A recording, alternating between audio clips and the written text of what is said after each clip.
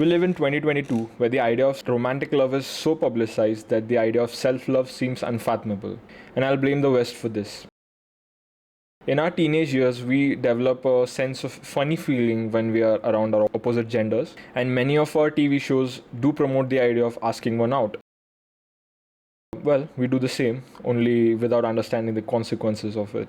We are in this transitional stage of this Eastern and Western gamut where we can see couples who live in relationships only toward the dismay of the traditional auntie next door.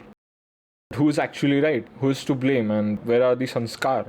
I believe in this moral dilemma. No one is really right or wrong, and you're only wrong if you're trying to control things that are out of your circle of control. And for those who feel they are unlovable, remember that we are human beings. We've traced galaxies, we've reached the moon, and we'll hopefully be able to live a sustainable lifestyle on Mars. So finding a partner or finding a mate isn't the biggest of worries you have to face. So let's say you have about 4 billion of people of your opposite gender, and let us take a random person from this gender.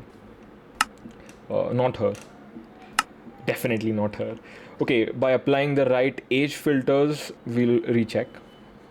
See, you have so many good options. So by applying the right age filters, I'll say about 2 billion people you have from the opposite gender. That's a lot of people. What I'm saying is finding a mate isn't the biggest of your problems. When you're facing climate change, global warming, soil and air pollution, okay, I did blame the West for this, but इसमें fault Bollywood का भी है. Because Bollywood is so obsessed with the idea of a love story that if they are making a film or remaking a film or a documentary, they'll add a love story from nowhere just for the sake of it. So we've been sold this idea of romanticized companionship that we forget to embrace our own self, forget to embrace our individualism. And the concepts which really matter, like finance, banking, mental health, are really taught nowhere.